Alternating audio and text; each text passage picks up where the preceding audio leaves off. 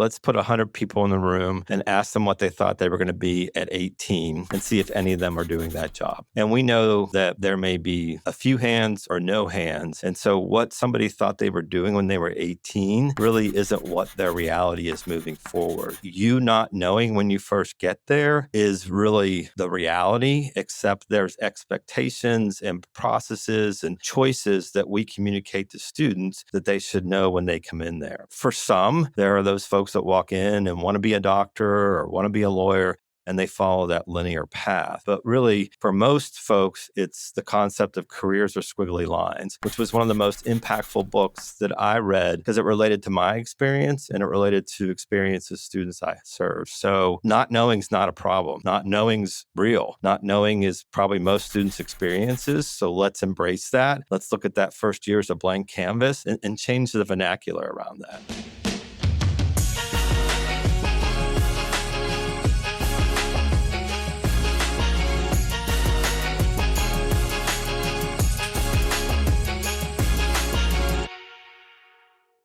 Hey everyone, welcome back to the Career Everywhere podcast. I'm your host, Meredith Metsker, and today I am joined by Dr. Justin Lawhead, the Assistant Vice President for Career Readiness and Postgraduate Student Success at the University of South Carolina. Thank you for being here, Justin. Great to be here. Thank you. Yeah, I am really glad to have you, and I'm excited to talk to you today about something I think a lot of career services professionals can relate to. And that's this idea that we've been operating from a deficit model when it comes to students and career readiness. So Sure. Justin, I know you've been doing some really thoughtful work there at USC around flipping that script a little bit. So treating student uncertainty as an asset, meeting students where they are, and building a career center that's truly a place for exploration and not just that last minute stop for seniors panicking about what's next. So we'll dig into how you're approaching career services as a relatively new AVP at USC. And then we'll also talk about, measuring outcomes and how to translate that work of career services into language that resonates with institutional leaders. Again, something I know is top of mind for a lot of our listeners right now. Before I get into my more specific questions, Justin, is there anything else you would like to add about yourself, your background, or your role at USC? Just briefly, I've been here since June 2nd, and I really fell into the career space by leadership programs when I was at the University of Memphis and really just became passionate that the work that those students do through those co-curricular programs relates to what's happening here. And so when this opportunity opened up at USC, it was a point in my career where I really wanted to apply that work. The only other thing I would add is I have a beautiful daughter that just got married and lives in Colorado. And then I have 2 kids at home, a senior and a freshman, and a stepdaughter in Memphis, and a beautiful wife named Wendy, and a St. Bernard named Zilla. Love it. I love that. And it's cool that you have a child in Colorado. That's where I'm based. I'm in the northern part of the state. I don't know where she's at. She's in Fort Collins. Oh, okay. Just north of me. That's fun. Small world. Small world. Yeah. Cool. And I wanted to kind of zero in on something you mentioned in your answer just now, which is that you don't come from a career services background, right? Like this is your first time leading a career center. Is that correct? Yeah. I mean, it was areas I was always interested in. I've overseen career centers, but really just got interested in that work, writing a QEP, creating some partnerships at the University of Memphis with the business school, and just spent most of my available time reading and engaging with content experts. And at this point in my career, I really felt like that was really where I wanted to go. Yeah, that makes a lot of sense. And I always love hearing how people come to be in career services. It's never the same journey. It's not. Yeah, when I was looking at your LinkedIn, it seems like a lot of your focus was on like really still working with students, but in a different capacity, like as dean of students or in other roles. And I am curious how that background kind of affects how or shapes how you approach career. Sure. So career in 2026 for me is all about partnerships, right? It's the career everywhere model, the career ecosystem. And so we know career happens in student employment. We know career can happen in class projects. We know that it can happen leading a volunteer program. And so you have to create those connections with those university partners across campus. And how that relates to the dean of students in my time there, most students don't know that they have a dean of a college or a department chair. That is vernacular. It's not familiar with them, but they knew that there was a dean of students at the university. And so I would get a lot of concerns that come from students that did not relate to areas that I oversaw, whether it was financial aid or class attendance or grades in a course. None of those things that I really did not supervise or oversee, but I didn't want to transfer the student and say, hey, that's not my responsibility, go talk. I had to develop those partnerships with those specific departments and schools and say, hey, I know there's another side to this story.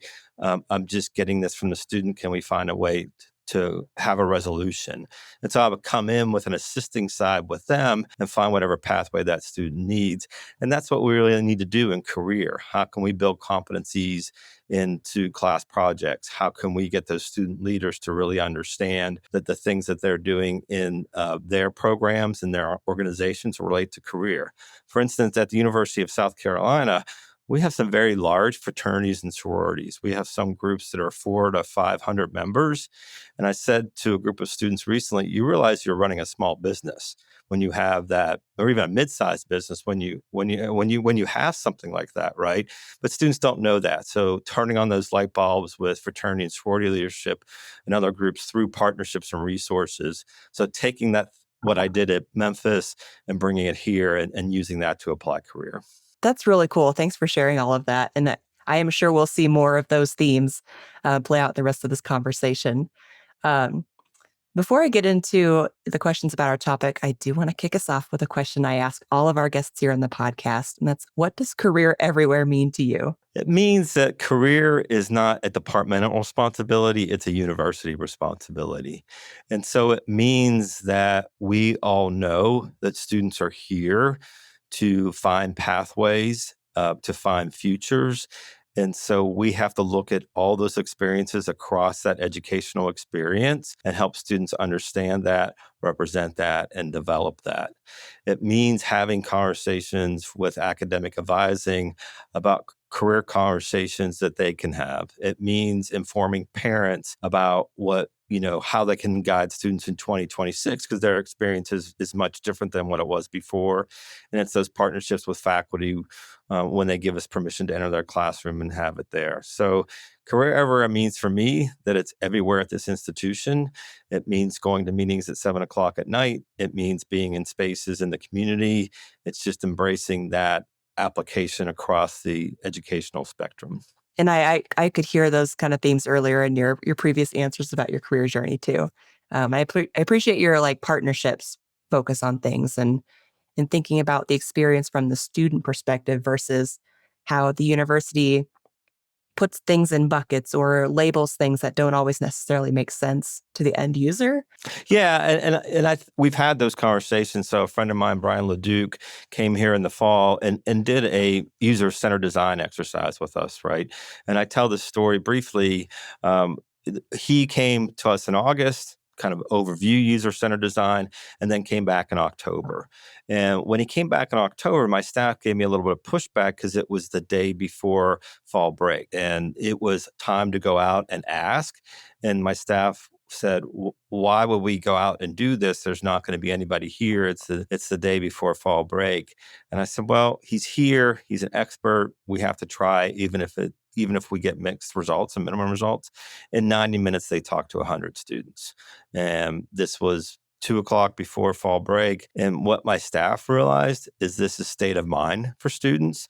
They know some things about the economy. They know some things about AI impact. And so those students easily had conversations with our staff about what they want to see and how they need to be supported moving forward. Yeah, it's always worthwhile to have those conversations directly with students. And I know we'll talk more about that user-centered design here in just a minute.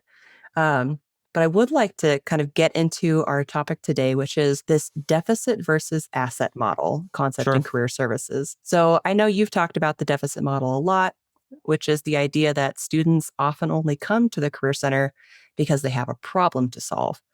So, can you explain more about what that means and why you think that's an idea worth challenging? So, the first idea I would say is let's put 100 people in the room and ask them what they thought they were going to be at 18 and see if any of them are doing that job, right?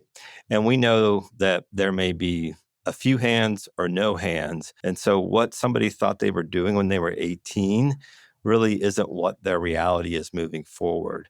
And so, you not knowing when you first get there is really the reality, except there's expectations and processes and choices that we communicate to students that they should know when they come in there. And that's just not that for some, there are those folks that walk in and want to be a doctor or want to be a lawyer, and they follow that linear path. But really, for most folks, it's the concept of careers or squiggly lines, which was one of the most impactful books that I read because it related to my experience and it related to experiences students I served. So don't look at not knowing's not a problem. Not knowing's real.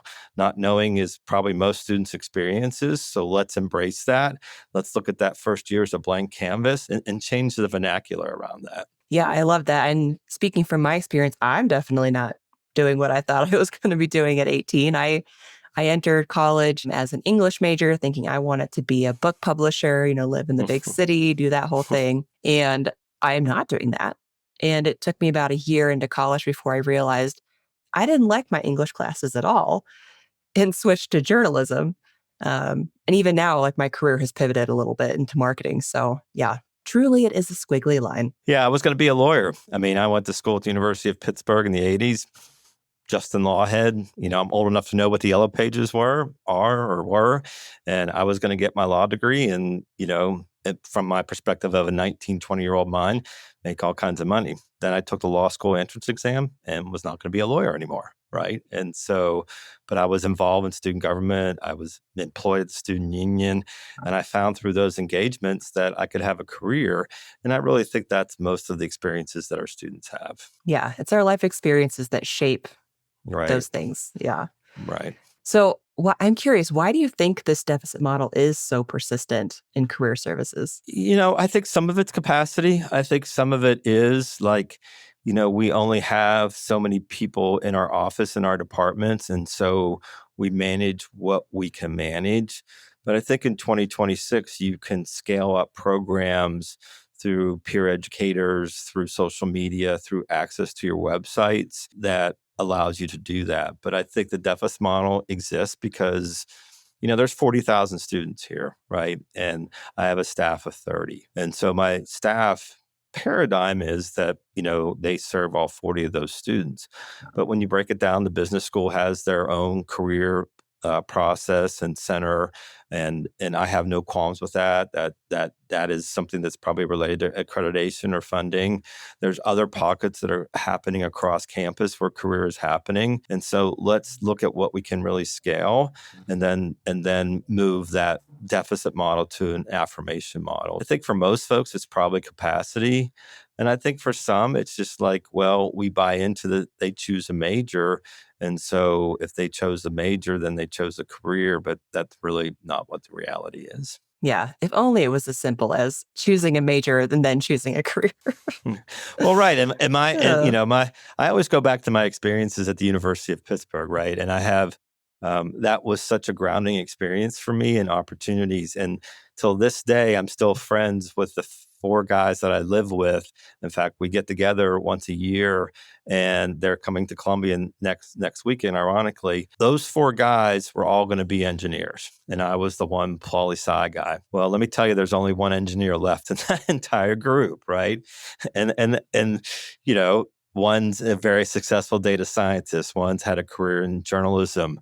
One is working in some other spaces in education, right? And so it happens in a way that's organic. And I think the only thing we have to give students the guidance is this may be murky for a little bit, but we're here to guide you along that way.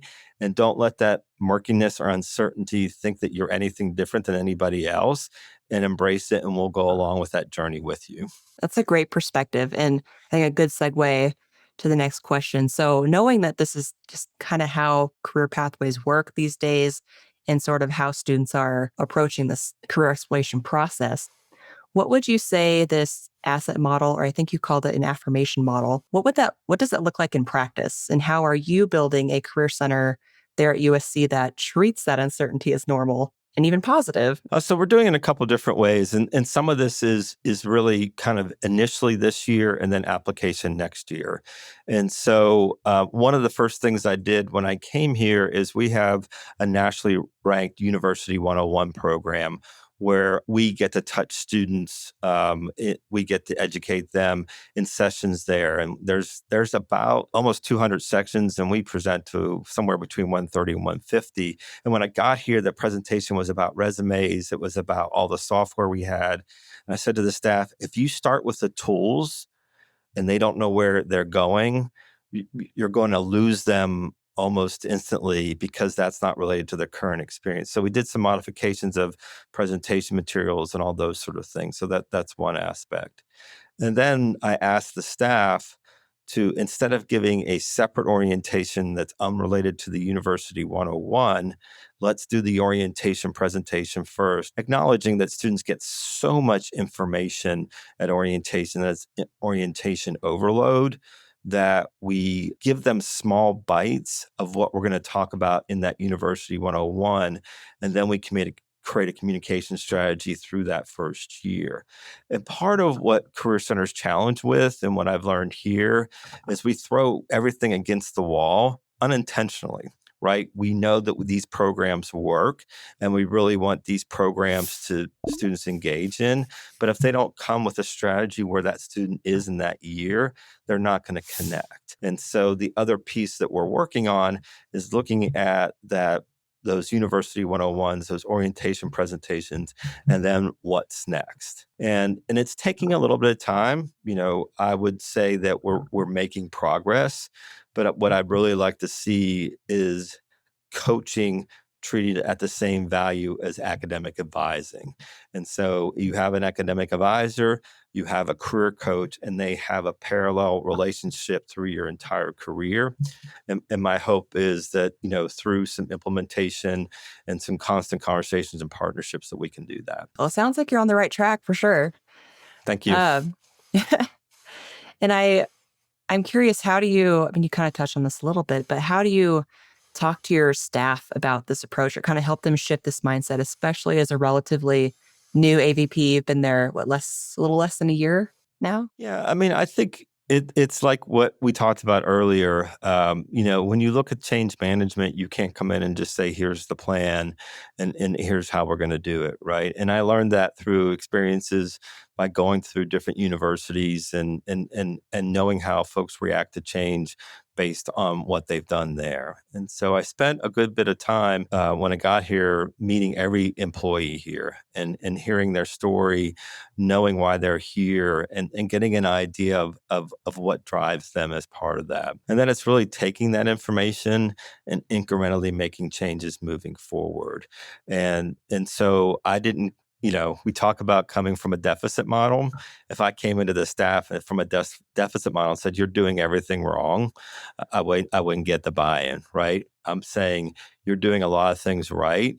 How do we create a pathway that we scale more moving forward? And I would say, like anything else, some things have hit really well, and some things didn't go the way that I wanted to, because maybe there's some readiness as part of that. And so I would say we're on our way, and we're going to spend this summer looking at that user-centered design process and moving forward to see what our fall looks like. Yeah, we'll have to check in another year or two and see how things are progressing. I hope they are. I'm sure they will.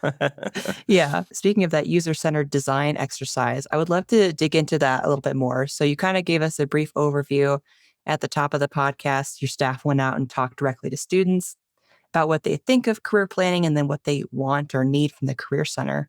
So can you just walk me through what that process looked like, why you did it, what you found out? Sure. Part of the beauty of a long higher education career is you create relationships with individuals that are part of your journey along the way. And my colleague, Brian LeDuc, who I met through the National Association for Campus Activities, because I have this whole separate life or previous life that was focused on campus life and campus activities. And I met some fascinating people along the way.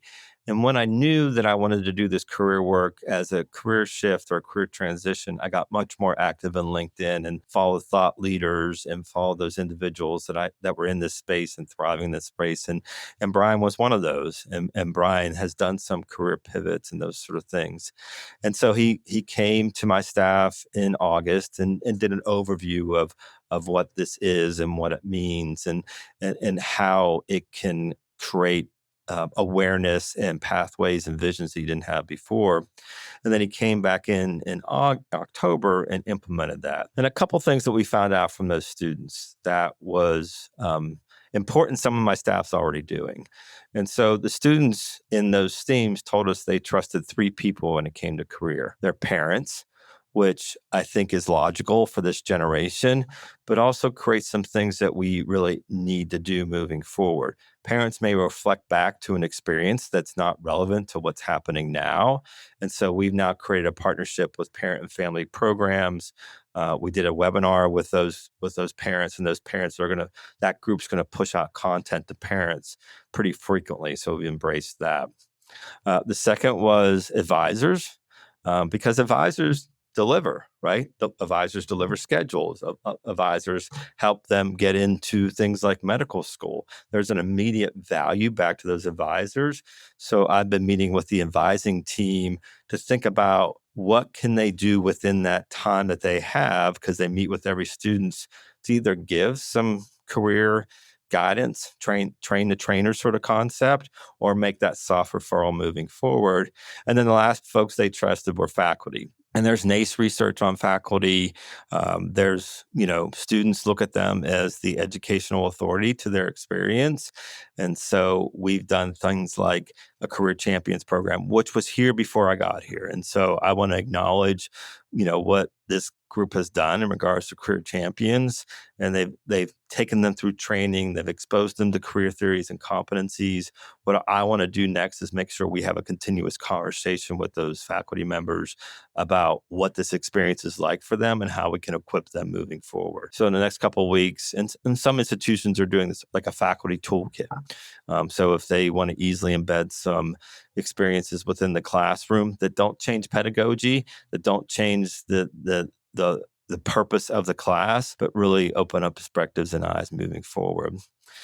And then the other piece, when you're in a year and you have activities, you kind of have to take a step back with user-centered design, because you need to still deliver the programs. So we're going to look at what we learned through that entire experience and see what design that we can do over the summer that will inform our practices for the next academic year. That's really cool that you have this like direct input from students informing your strategy. Do you imagine you'll do exercises like this fairly regularly? Like once a year, once every few years?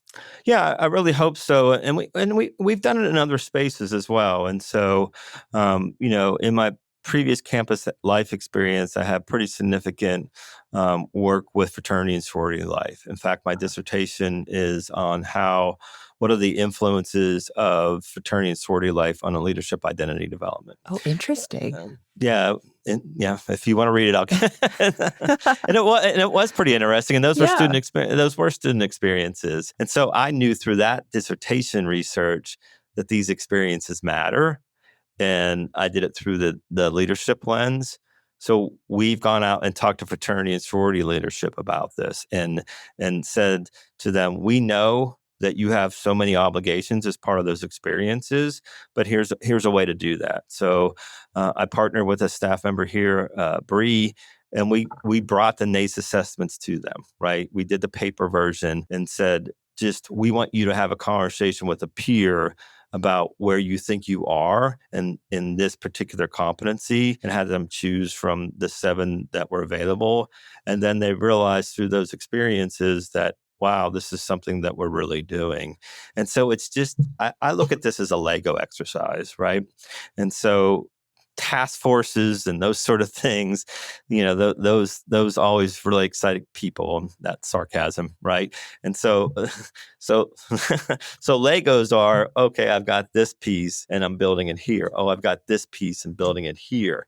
It may take time to put it all together, but if I can find that fit here and find that fit there, then I'm building without having some of those traditional structures that may take a lot more time. And so I would say from that use it center piece, I'd take that one Lego and make that application. Then the idea is we look at what we've built and where we can do it and what we can do moving forward. I love that approach. That's really cool. And now it makes me want to go play with Legos a little bit. Yeah, well, there's maybe when my 18-month-old is a little bit older, he can play with actual Legos. Yeah.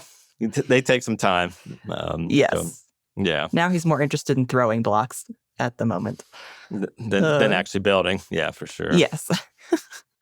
All right. Well, Justin, now I would love to kind of shift to like measuring outcomes, tying outcomes to this asset model and this approach to career services. Here at UConnect, we've been talking a lot lately about how outcomes are a lagging indicator. So they're critically important, and we're not arguing that, but they also can't be changed by the time they show up in reporting.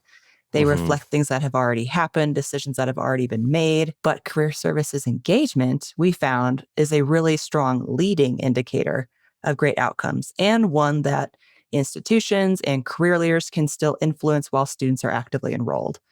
So I'm curious, from your perspective, in this outcomes era that we're in, what do you think career centers should be measuring? I mean, obviously, I think opportunities to measure the NACE competencies and the things that are coming through that assessment, I think, are just critical. And I know that that's language that everybody understands. And so I'm not saying anything earth-shattering with that. I think the real important piece is to take those outcome measurements across the institution and just not do them in the career center, right? And you read a lot about what things like technology and AI are doing, right? And there's a lot of assault on College of Arts and Sciences and those degrees.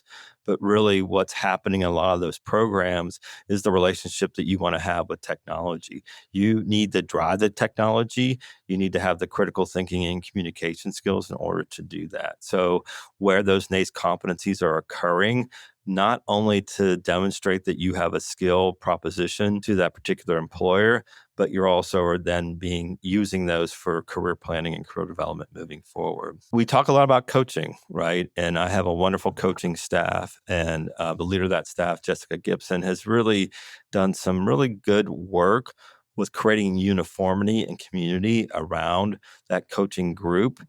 And we have a current measurement that I think gets to a portion of that impact. I want that group to go back and maybe reevaluate their learning outcomes and make sure that we think we're measuring what we need to measure. And then how does that inform our practices moving forward?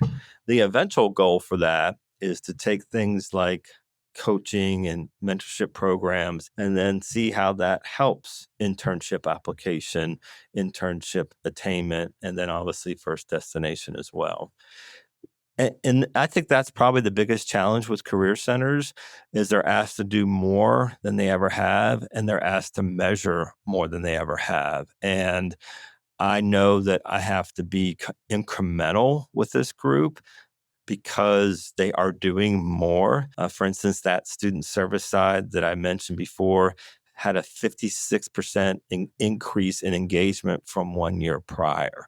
And so it's working. We have the brand management. We've just got to figure out ways to build partnerships and build outcomes into that. So we're getting there. And part of it is understanding that we can't just deliver programs. We have to include outcome measurement as part of that. Yeah. So kind of on that note, Justin, I would love to hear more about how you think about not only measuring the what you did, because I think that's been a common practice for a long time.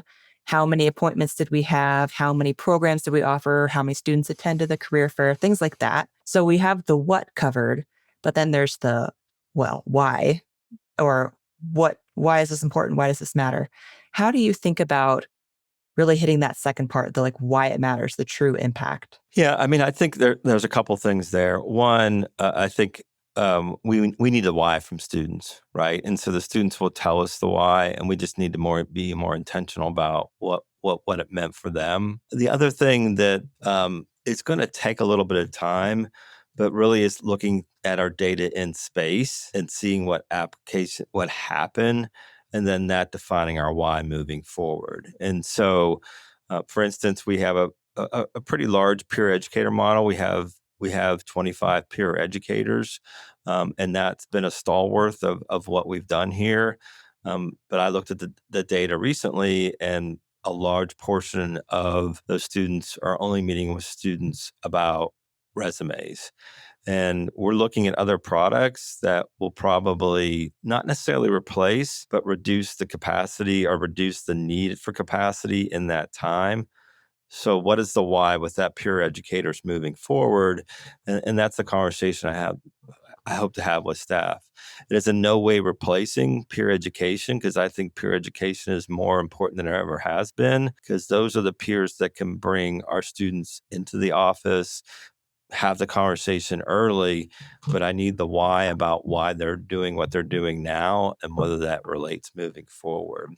And then I also think that the why may need to be an evaluation of whether that program needs to continue or not. And those are never decisions that are easy, but they really, in a time of rapid workforce changing in higher education, I do think you have to be able to answer the why you do with that program, in order to demonstrate why you're using the resources and why it matters to a student in 2026. Yeah, it's a great point. It's not only the why from the student side, or it's trying to explain to students or prospective parents why we're doing this, why we're focusing on this. But then there's the executive leadership side.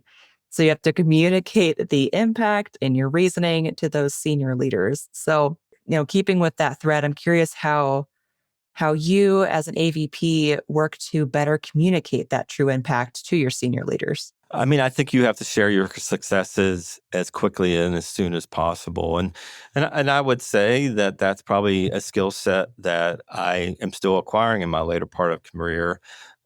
Humility's always been part of my approach to work, and that's just how I've approached the things that I've done in higher education.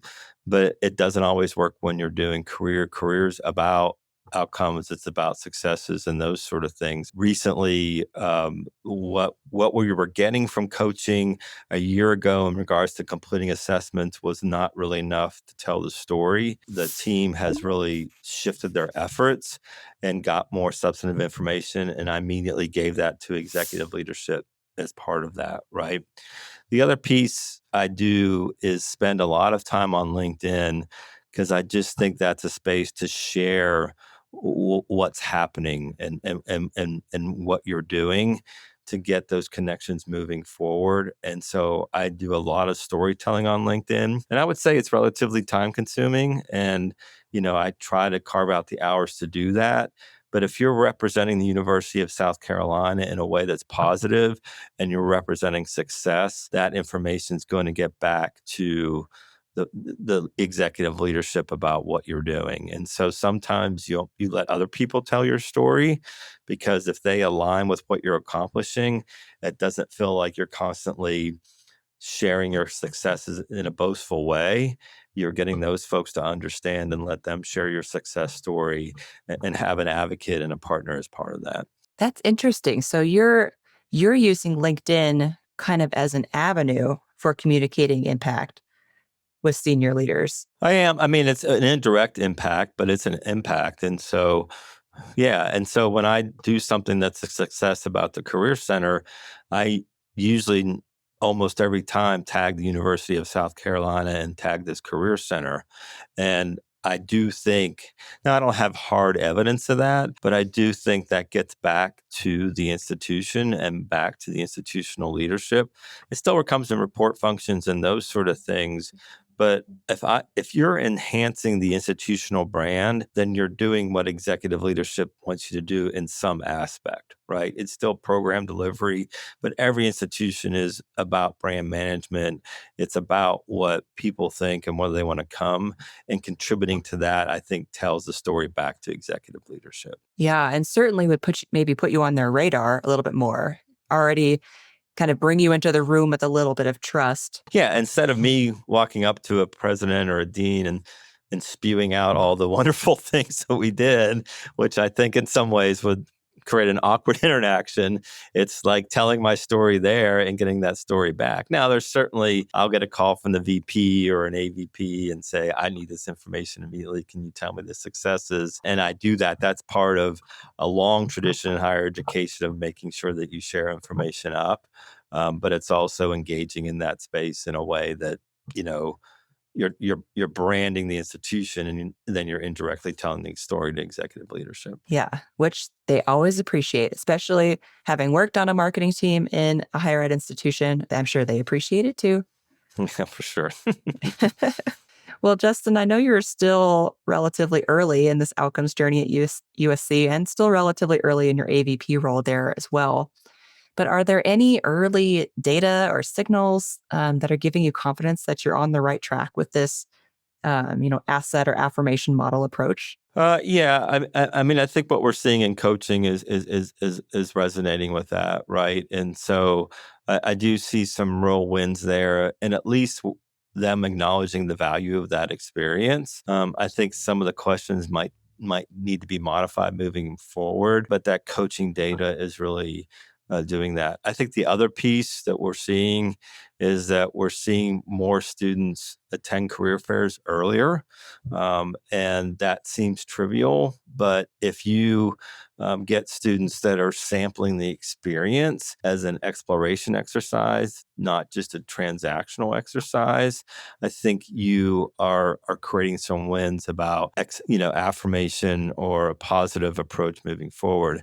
In fact, what happened was that the employer relations staff was doing that work so well that employers were saying, hey, it's wonderful those students are coming here. It's wonderful that we get to see early exposure, but we don't know that they're freshmen, and we don't know how to work with them unless they convey that, as part of that. So they asked us to do name tags or stickers or ribbons that say looking or exploration or those sort of things. So in the day that, when you have so many people visiting your table, an employer can, work with that student based on what lived experiences they bring at that time. And so I would say those are kind of the early wins that we're having at this point. Yeah, those are great wins. And I wanted to go back to the first one you mentioned. So the surveys. So are these surveys you are sending students after career coaching appointments? Like, does every student get one? Yeah, and like anything else, it's survey completion, right? So you have to take what you'll get, and I don't fault students about survey completion, because there's probably some level of fatigue in regards to how many times an institution or an agency asks them questions, but the staff has really been able to quadruple the responses that they've gotten before. And so that means two things to me. One, we're getting substantive data that we can look at. And then secondly, those students are understanding enough of that experience that they're submitting the information and they find value in it. When your survey completion for me increases, then I think you're really connecting with individuals because they want to talk about the value of their experience. Yeah. What can you just paint me a word picture here of what questions that you're including on these survey, or how many questions? I'm just curious. It's somewhere between I would say 7 to 10. Some of it's about clarity of goals. Some of it feels like, that they understand the Career Center as a resource now. Because that's the other piece, right? I mean, the old narrative or adage is you don't go to the Career Center until your junior or senior year, because that's all they do for you, right? And so it's really more about, uh, you know, they have ideas about their goals. They have some ideas about the career plan moving forward. So it's them in that process and them then going through a coach, and they now have a better idea of how to work through this process. We want to demystify that this is a journey all along the way. And so when the language reflects that students understand that demonstrates progress to me. Well, you've offered a lot of great insights already, but is there any other advice you would give to career services leaders who want to shift away from this more traditional deficit model into an asset or affirmation model? I think it's important for everybody, to reflect on what is the reality of their personal experience. You don't take all of your personal experience to apply for work, but if we all know that and our peers know that this is really how we found our pathways, then give some consideration to applying that to your work. You and I had a great conversation about our unique experiences, but our experiences are unique to what we found in our work. Our experiences are not unique to how we found our work. And so why that just to me is the why. I would also say for anybody that's considering this work, you can find a pathway like mine. You're right. I didn't have a director of Career Center as part of my title. I worked with Career and Leadership Program. The Career Center reported to me for a certain period. I volunteered to write part of our accreditation plan. And so you can also take that squiggly path to your career leadership journey. And so why not start with that blank canvas when you work with students as well? I always think it's interesting when career leaders have that squiggly path because, who better to help advise students on the uncertainty or almost the benefits of uncertainty, like the world is your oyster kind of thing, than somebody who has been through that. Yeah, and then student stories tell you that. So the quick short story I'll tell is that when I met with a fraternity and sorority leadership, there was a student that came up to me really unrelated to the competency piece. It was that he had experienced a recent difficulty in his family. His mom had passed due to a health issue, and he wanted some guidance about how to pursue health professions. I got him connected to the right person, but there's somebody whose personal experience changed how they looked at careers. And so embrace every moment that you can have that conversation because to me, it's really what reality is. Yeah, and that's what it's all about, is helping those students. I bet he will remember that interaction forever. Well, I hope. Well, Justin, before I kind of start, wrapping us up a little bit, is there anything else you would like to add about our topic today? Just that this is just such important work, right? And I'm really glad to be in this space because I do think it can have the impact for the future of the students we work for. One of the treasures of being in higher education at my age is that while social media has its pitfalls, social media also has its positives. And I get to see the opportunity of students succeeding in what they do after graduation. I actually posted this about a student that I worked with at the University of Memphis. So this work really gives me energy and joy, and I think that's how we should approach it as professionals. Yeah, it's a great point, especially when the days might be long or hard, and it's like, remember that you get to make an impact. Yes, exactly. Okay. Well, Justin, if people would like to connect with you or learn more from you, where is a good place to do that? I have a guess, but I'll let you say it. Yeah, I think I've given an early preview of that. Yeah, it's really LinkedIn, and I really just enjoy being part of that community, and I learn a lot. I try to write. I've written a newsletter about it. I've gotten a little bit away from that, but really just find me on LinkedIn. Let's share our story and partnership in this journey. Perfect. And for those of you watching or listening, I'll be sure to include a link to Justin's LinkedIn profile in the show notes so you can go and find him. All right, Justin, I'm going to close us out with this answer a question, leave a question thing that we do at the end of every interview. So I'll ask you a question, our last guest left for you, and then you will leave a question for the next guest. So our last guest was John Colliker of Leland, and he left this question for you. How can we develop students into leaders while they're still in college? I think there are so many opportunities to do that. Obviously, there are the traditional co-curricular experiences that are part of that, but treating leadership as an exercise in multiple ways. One of my favorite favorite TEDx videos is the lollipop moment. And really the lollipop moment is Drew Dudley, who's talking about even the smallest experiences can have an impact on leadership. And so I think the conversation is threefold. One, provide as many opportunities for students to lead as part of that. Two, demonstrate that leadership is what is needed in the community moving forward. And then three, make sure students reflect on that value so that they can communicate to any employer that they bring those experiences there. I love that. It's a great answer.